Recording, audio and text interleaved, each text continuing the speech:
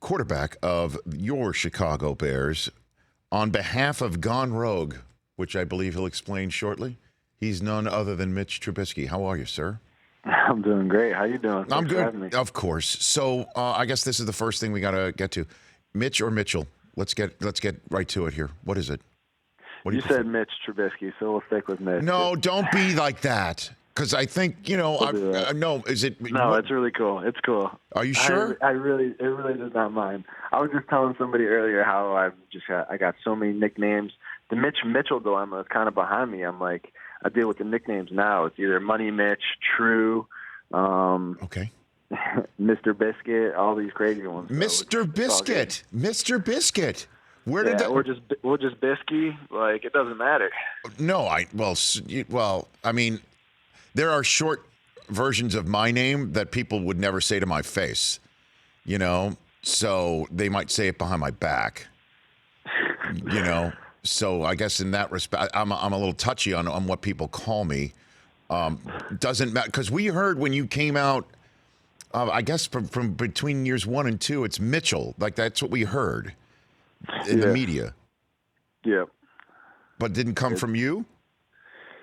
Well, that's always been my name. And then when I got drafted, they just wanted to shorten it, which I was cool with. But people thought I had a problem with it, which I didn't. So it was like, I was like, if it's Mitchell, if it's Mitch, I'm going to answer to either one. As long as my last name's still Trubisky, I'm good with it. Okay. Well, this is a radio simulcast. So if you don't mind, every now and then when I reset the conversation who I'm talking to, I'm going to use a different version. Is that fine? Do your thing. That'd be awesome. Okay. I'm here with Bisky, the Bears quarterback, here on the Rich Eisen Show. Okay, so what is life like for you right now here in early May, getting set for your third season in the NFL? Walk me through what life is like for you. It's awesome. It's really good to be back in Chicago with all the guys back in town, just working through OTAs, going through year 3 for me, but really year 2 in this offense. So just getting all the guys back. We've added new pieces this offseason.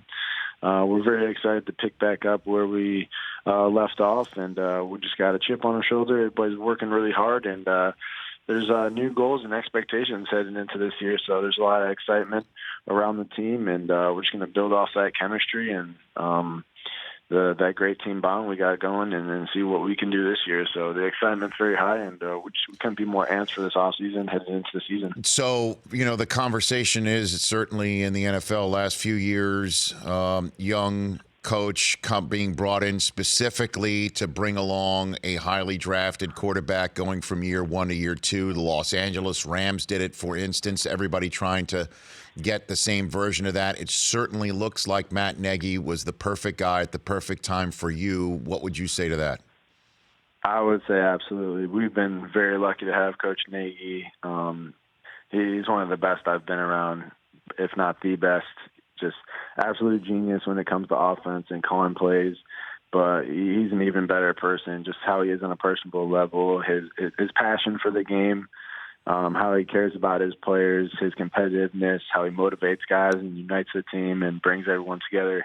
I couldn't ask for a better guy to play for, and he came in, he embraced me from day one, and he's really excited about what I could do in his offense, and he just continued to believe in me. And as a player, that's all you can ask for. So I'm going to continue to give everything I got for my teammates and coach, and we're going to roll. So it's been awesome having him. Give me an example of what he unlocked for you, again, going from year 1 to year 2 as he came in for you at that very crucial part of your career. What did he do specifically that unlocked you the way we saw you play last year? Yeah, definitely. I think just bringing his offense and just really opening it up and trusting me with the keys and letting me play my game, just running around, slinging the ball, and trusting his scheme and his timing within the offense. And obviously it was a learning process, but him just believing in me and allowing me to play my game and use my skill set and continue to open up and even make mistakes and learn from them and just continue to grow and continue to get better and better within this offense has just allowed us to – it's helped me grow a lot as a player, and it's helped this offense get a lot better as well. So it's not just me, though. We got a great coaching staff, and I have amazing teammates who who do most of the work and really make this thing go. So. I'm here with Bears quarterback Mr. Biscuit here on the Rich Eisen show right now. So let's talk about did I work that in properly, Mitchell? Was that a good version of it? Okay. Awesome. Thank you. I appreciate that. So much being made about kids who just got drafted and the fact that they didn't have much experience at the controls. Let me just choose a certain conference. Oh, the ACC. And Daniel Jones in particular, and so much people think that perhaps he's not ready for the bright lights. What would you say for somebody who didn't have much experience coming out of North Carolina, as you did? Right. So, I mean, everybody's situation is different. Daniel played more games than I did, and I think you had Dwayne, who only started 1 year, and Kyler only started 1 year as well. So all these young quarterbacks getting taken early.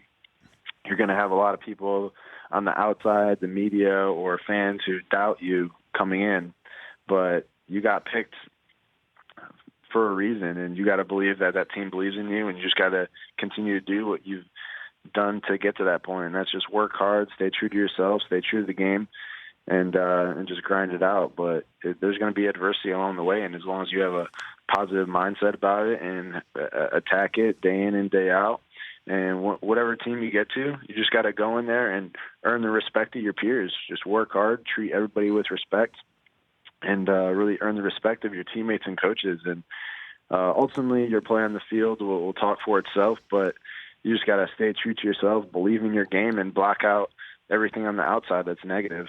Well, I mean, it's interesting, Mitch, that Dwayne Haskins is going to where he grew up. So fans there are really fired up.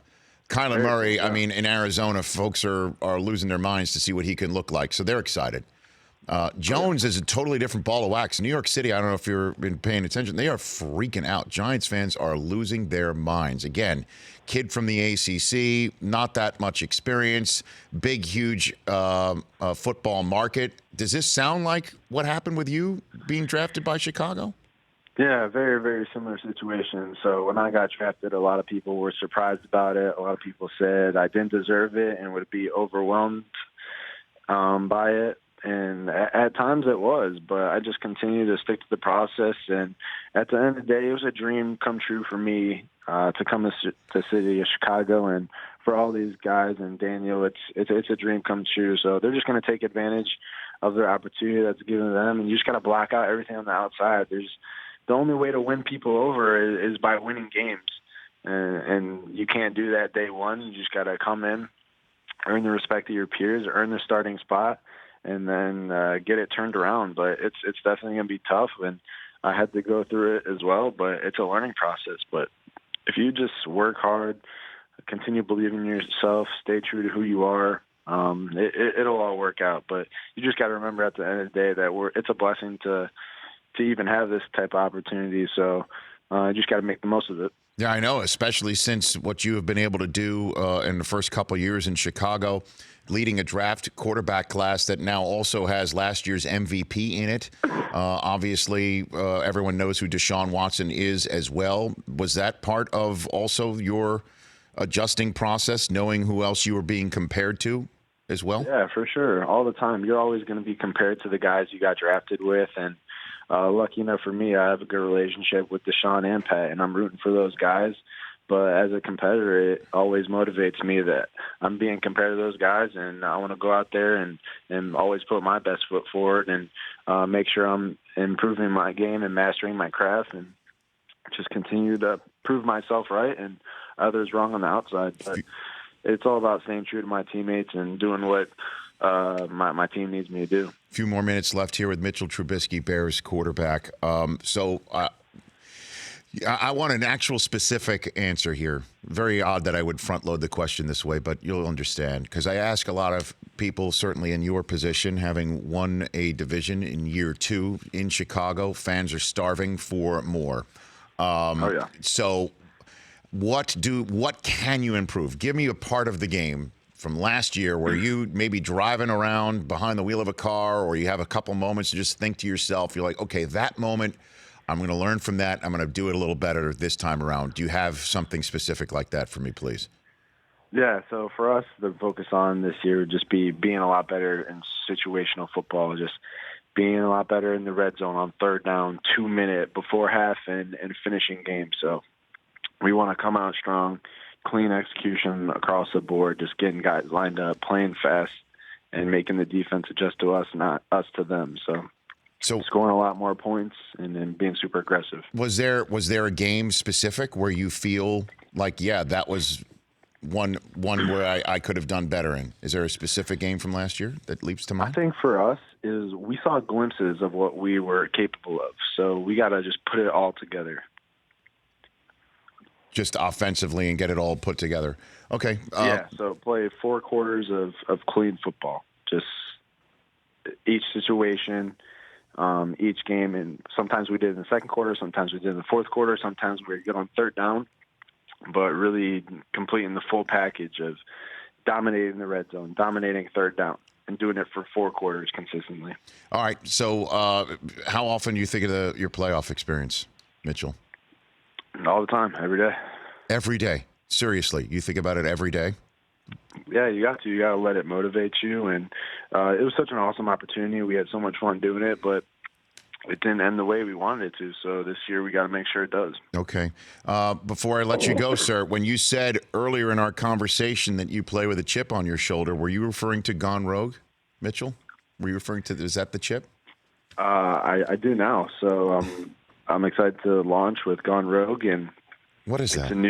It's a new snack that is high in protein, 17 grams per bag, and it's got the crunchiness of a potato chip, but it's protein rich, just like jerky. So it's lean chicken that's been smoked and baked, and they got all these awesome flavors. And my favorite's barbecue, and you can get them on Amazon. So it's an amazing new snack, and I'm very excited to be with Gone Rogue and the launch of their high protein chips. It's a pretty unbelievable snack, so it's pretty cool to be a part of it. Okay, GoneRoadSnacks.com or on Amazon. Are you a Game of Thrones fan, Mitch? I am. I'm actually just getting into it. I started it a month ago, and I just caught up, so I'll be ready for the new episode this Sunday. But I couldn't watch the new ones last week. I'm just now on season 8. So hold on a minute. All right, hold on. So you started watching Game of Thrones last month, and I had to start from season 1. I was like, "What is all this hype about?" Okay, I have to get on this. So I started watching it, and now I'm all caught up. I'm ready for this Sunday. Okay, so you watched last Sunday. You're up to speed, is what you're saying. You're completely not yet. I have to watch this. I have to watch 3 more episodes, and then the new one coming out. Oh gosh, man! Yeah. I watched 7 seasons in the last month and a half when I'm not training and doing football stuff. This has been my rest and recovery. Wow. I would say that it's either football or Game of Thrones. I mean, that's a deep, quick study. That's all I've been doing. So nobody spoiled last Sunday for you yet? No, I've been off social media and I've just been ripping the seasons on my own. Oh, my gosh. All right, man. Well, then I will let you go because last Sunday was... I got some catching up to do. Yeah, you do, man. And you need to just don't have those rabbit ears going. Do not. Oh, yeah. Yeah. Right. So, hey, thanks for joining, Mitchell. Oh, no problem. Appreciate it. You got it at mtrubisky10 on Twitter, but don't expect him to tweet you back right now. He's going to be off until he sees Game of Thrones. For more of The Rich Eisen Show, tune to Audience Channel 239 on DirecTV for free on BR Live or download the Rich Eisen Show app.